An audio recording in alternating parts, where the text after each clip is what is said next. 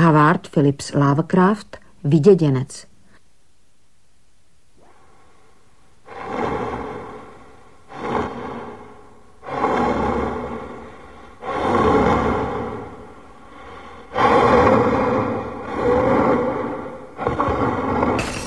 Té noci hradní pán měl těžké sny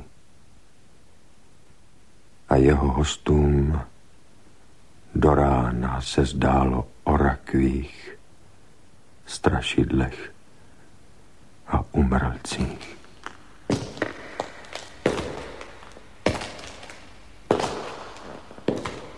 Nešťastný je ten, jehož vzpomínky jsou naplněny pouze hrůzou a smutkem.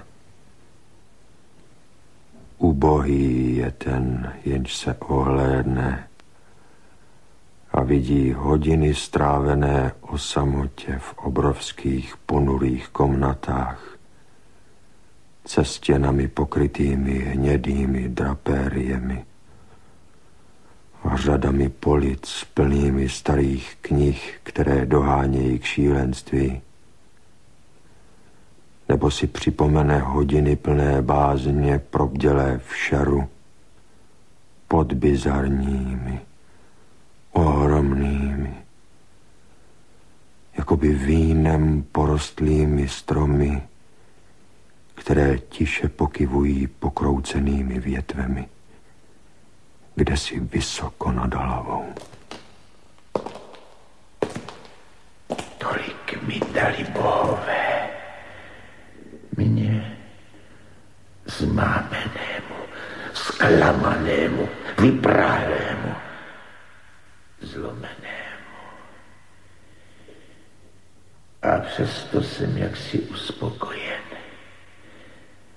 A zoufale se upínám k těmto nesmazatelným vzpomínkám, když má mysl čas od času hrozí, že zabroudí k něčemu.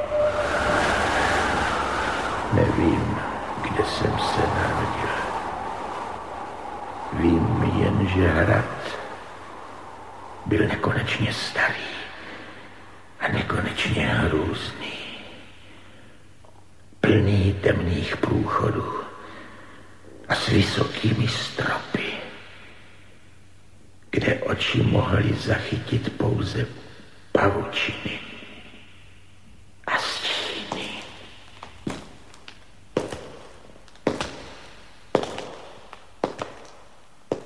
Kameny v bortících se chodbách se tu lesknou vlhkostí. A navíc vše prostupuje prokletý zápach, jakoby z navršených těl mrtvých generací. Vrchol jedné z černých věží proniká stromy až do nepoznaného nebe, ale věž se z části zřítila a není možné na ní vystoupit.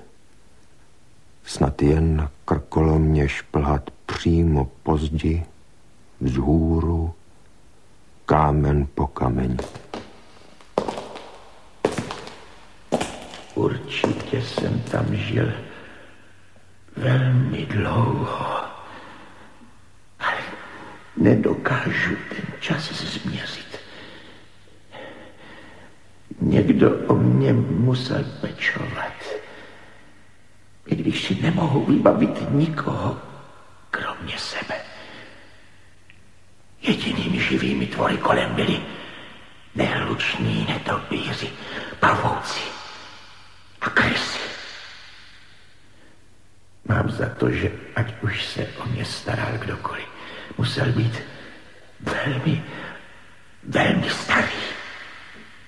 Protože v mých prvních představách se živá bytost podobala mě. Byla však znetvořená, seschlá a chátrající. Stejně jako hrad. Neviděl jsem pranic bizarního v kostech a lebkách, roztroušených tu a tam v kamenných kryptách, hluboko mezi základy. Tyto věci mi prapodivně splývaly s všedními zážitky. A považoval jsem je za daleko přirozenější než barevné obrázky živých bytostí, které jsem nacházel v mnoha tlejících knihách. Z těchto knih jsem se naučil všemu, co znám.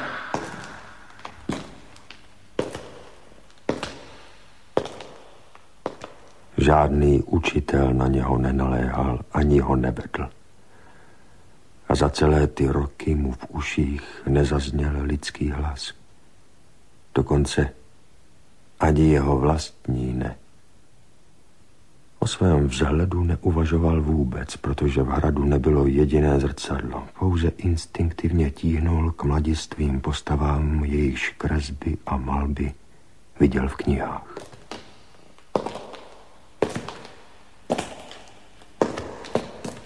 Cítil jsem se mlád, protože jsem si pamatoval tak málo. Venku, za hníjícím vodním příkopem a pod temnými němými stromy, často lehával a snil o tom, co četl v knihách. Toužebně si představoval sebe sama uprostřed jásavého davu, v sluncem zalitém světě, daleko za nekonečným lesem. Jednou jsem se pokusil z lesa uprchnout, ale čím více jsem se vzdaloval od hradu, tím hustší byly stíny a tížeji na mne doléhala hrůza vznášející se ve vzduchu. O překot jsem běžel zpět, ve strachu, že zabloudím v labirintu nočního ticha. Tak snil a čekal za nekonečného soumraku, i když nevěděl, na co vlastně čeká. Ve stinné samotě má touha po světle vzrostla tak šíleně, že už jsem dále nedokázal se trvávat v klidu. A tak jsem zdvihl v prosbě sepjaté ruce k osamělé černé věži, která strměla nad stromy do nepoznaného nebe. Nakonec jsem se rozhodl zlézt tu věž, i když jsem se mohl zřídit, neboť lépe bylo zahlédnout byť jen na okamžik nebe a zahynout, než dále žít, aniž bych spatřil den.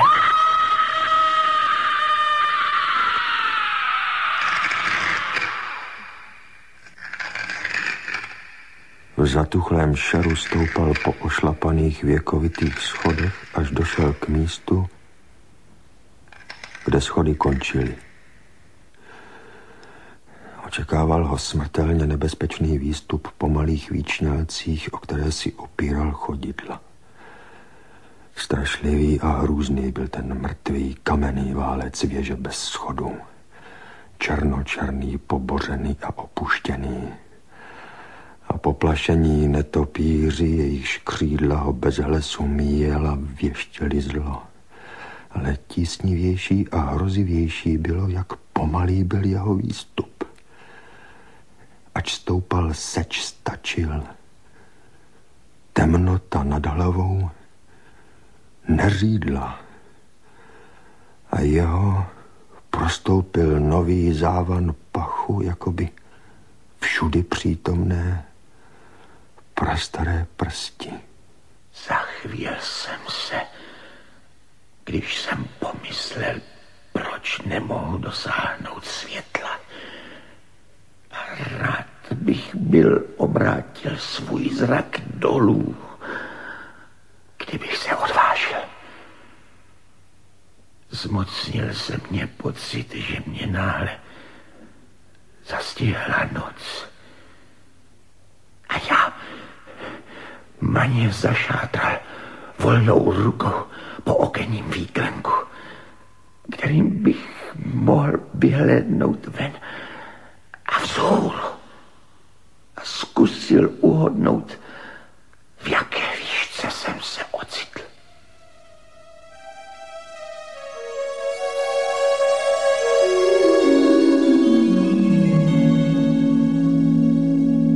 A tu najednou, po nekonečné době, kdy v hrůze a nevědomí šplhal vzhůru tou zoufalou propastí, ucítil, že se hlavou dotýká něčeho pevného a uvědomil si, že to musí být střecha, nebo alespoň jakási podlaha.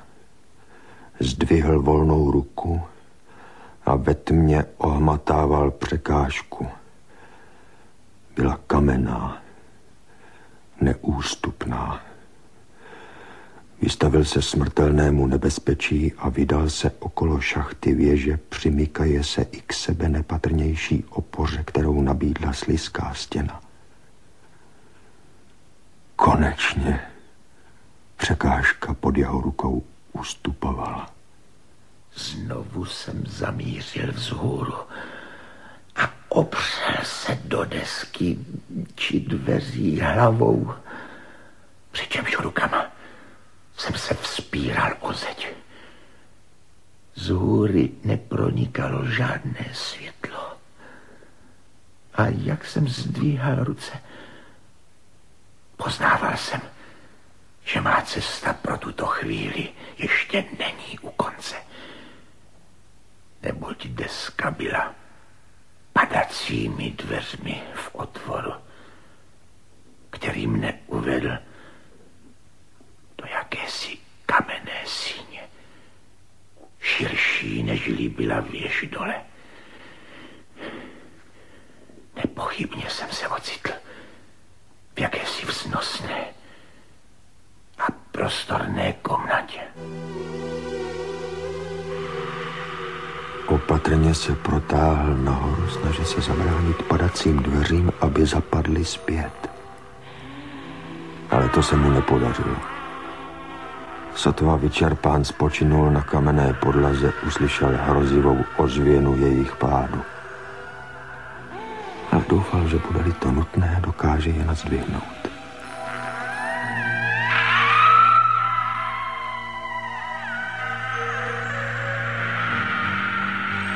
Věřil jsem, že jsem nyní úžasně vysoko nad prokletým větvovým lesa. Stěžka jsem povstal ze země a tápavě se vydal k oknům, odkud bych snad zahlédl poprvé nebe a měsíc a hvězdy, o kterých jsem čítal.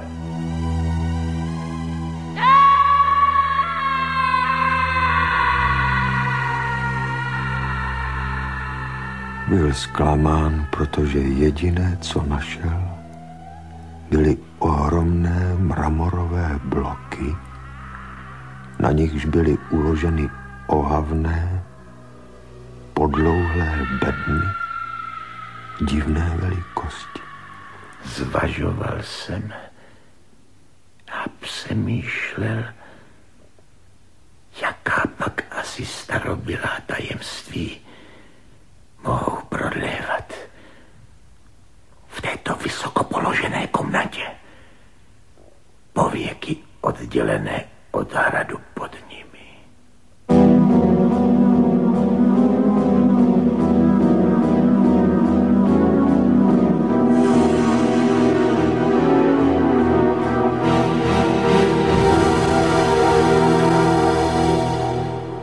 Nečekaně jeho ruce nahmataly výklenek s hrubě tesaným portálem. Bylo zamčeno. Ale ohromný nápor síly, kterým dosud překonal všechny překážky, mu pomohl portál odtlačit.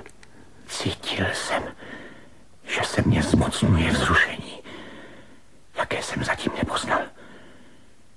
Neboť několik kamenných schodů stoupajících od dveří bylo zalito světlem, poklidně proudícím skrz ozdobnou železnou mříž, Byl to měsíc, který jsem zatím nikdy neviděl. Krom ve snu a v neurčitých vidinách, které jsem se neodvažoval nazvat vzpomínkami. Nyní jsem uvěřil, že jsem dosáhl nejvyššího vrcholku věže. A proto jsem spěchal po schodech vzhůru. Ale měsíc se náhle zahálil mrakem. A já klopítl. Stále byla tma, když se dotkl mříže. Zkusil ji opatrně a zjistil, že je odemčena. Ale neotevřel ji ve strachu, že se zřítí z té úžasné výšky, do které se vyšplhal. Měsíc vyšel.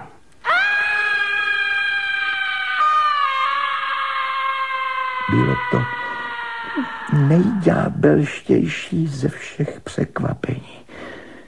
To, co jsem spatřil, bylo to zcela neočekávané a neuvěřitelné. Nic, co jsem do té doby poznal, se nedalo přirovnat k tomu, co jsem viděl. Ten pohled byl fantastický. Byl stejně jednoduchý jako omračující. Namísto závratné vyhlídky na koruny stromů, tyčících se hluboko dole, neprostíralo se za mříží všude okolo nic menšího než pevná země, pokrytá a zrůzněná mramorovými deskami a sloupy a stíněná starobylým kamenným kostelem. Jehož štíhlá věže zázila v měsíčním světle jako přelud. Napůl bez sebe otevřel mříž a vypotácel se na cestičku sypanou bílým štěrkem, která se rozbíhala dvěma směry. Má mysl, omráčená a zmatená, jak jen může být, stále si zachovávala šílenou touhu po světle. Dokonce ani ten úžasný div mě nedokázal na mé cestě zadržet. Nevěděl jsem, kdo, nebo co může znamenat mé okolí.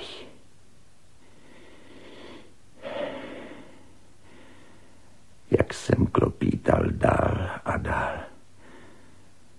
vkrádala se mi do vědomí jakási zasutá, hrůzná vzpomínka, která mé další kroky neponechávala náhodě. Vyšel klenutou chodbou pryč z té končiny plné desek a sloupů a zamířil ven do volné krajiny. Jeho kroky sledovaly dobře viditelnou stezku, ale ta se často podivně ztrácela. A on šlapal loukami, kde jen občas rozpadlé zbytky dláždění prozrazovaly, že tudy vedla prastará zapomenutá cesta. 2 hodiny jistě uplynuly, než dospěl ke svému zřejmému cíli.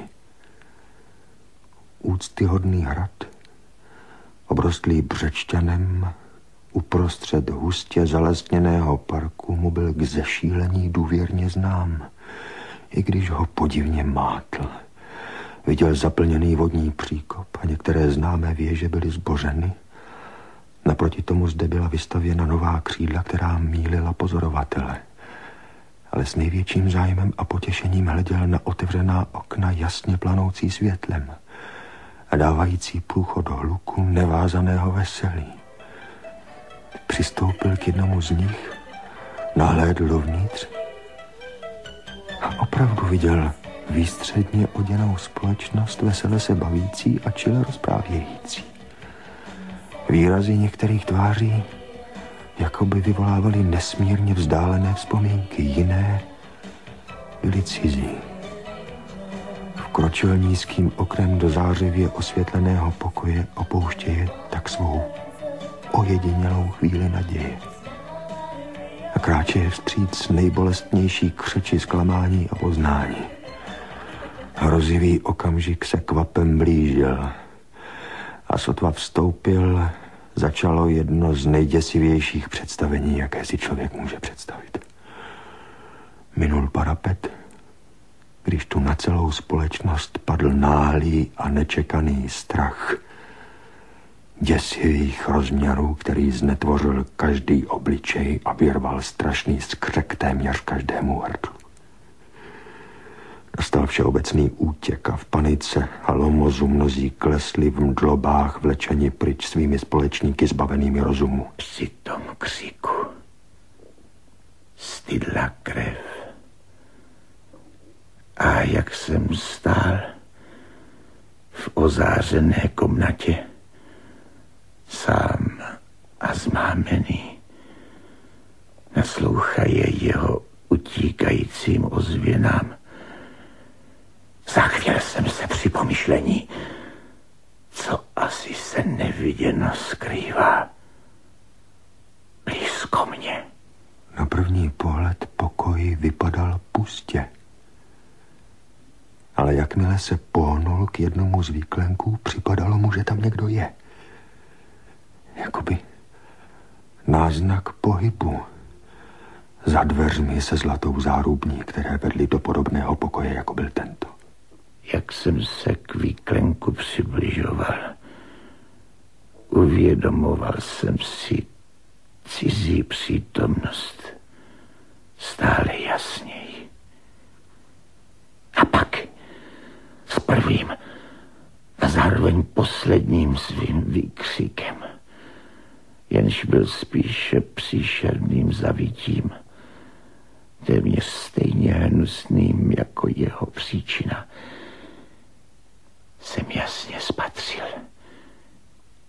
nepředstavitelnou a nepopsatelnou nestvůru, o jaké je lépe nemluvit, a která svým prostým zjevením proměnila veselou společnost ve stádo prchajících šílenců.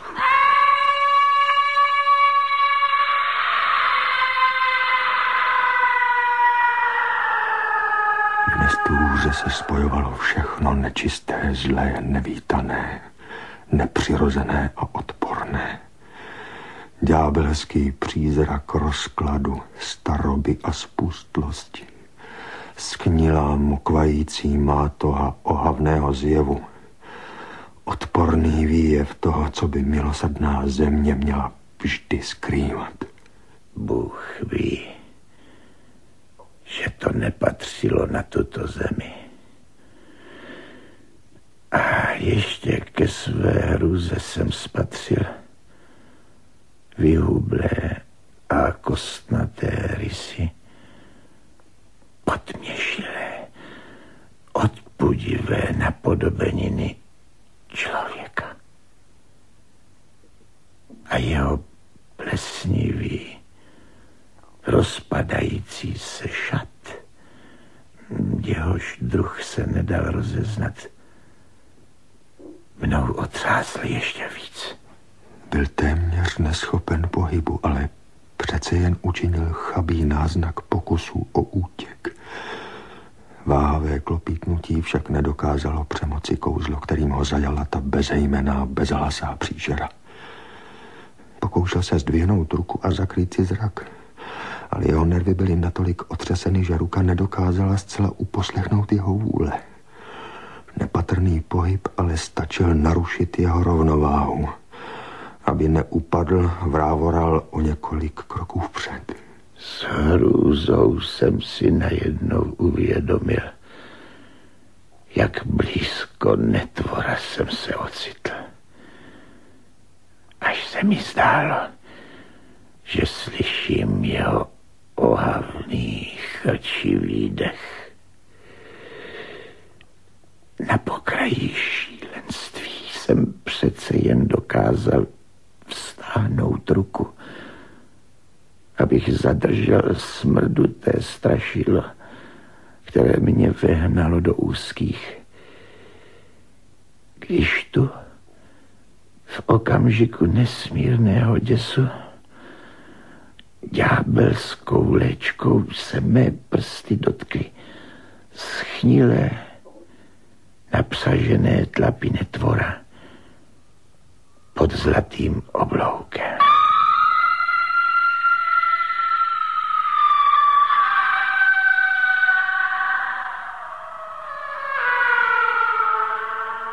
Nekřičel. Ale všichni krutí vlkodlaci, kteří se proháněli v nočním větru, vykřikli namísto něho. Ve stejné vteřině, kdy se v jeho mysli utrhla divoká lavina vzpomínky, která zahltila duši. V té vteřině jsem věděl všechno, co kdy bylo. Vzpomněl jsem si na to, co předcházelo hrůzyplnému hradu a stromům, a poznal jsem přestavěné sídlo, v němž jsem se nyní ocitl. Nejhůře jsem si uvědomoval nelidský a hnusný zjev, jenž stál posměšně přede mnou, když jsem odtáhl své potřísněné prsty od jeho. Ale ve vesmíru najdeme balzám, stejně jako hořkost. A tím balzámem je zapomnění. V okamžiku vrcholné hrůzy jsem zapomněl, co mě vyděsilo. A výtrysk temné vzpomínky zmizel ve zmatku představ. Jako ve snu jsem utekl z toho zlého a prokletého hradu.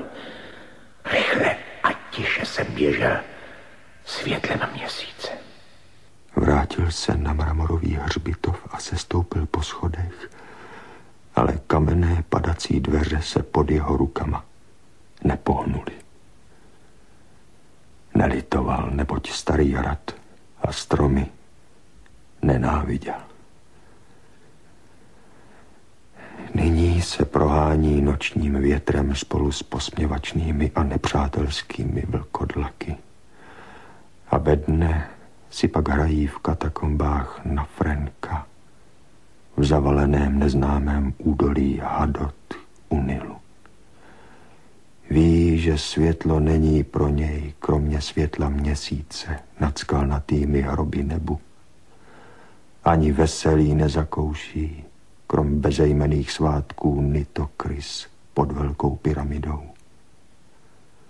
A v nově získané svobodě a volnosti je téměř příjemná hořkost poznání, že patří jinam. I když mi zapomnění dalo klid, vždy si budu pamatovat, že jsem vyděděnec, cizinec v tomto století a cizinec mezi těmi, kdo se dosud nazývají lidmi.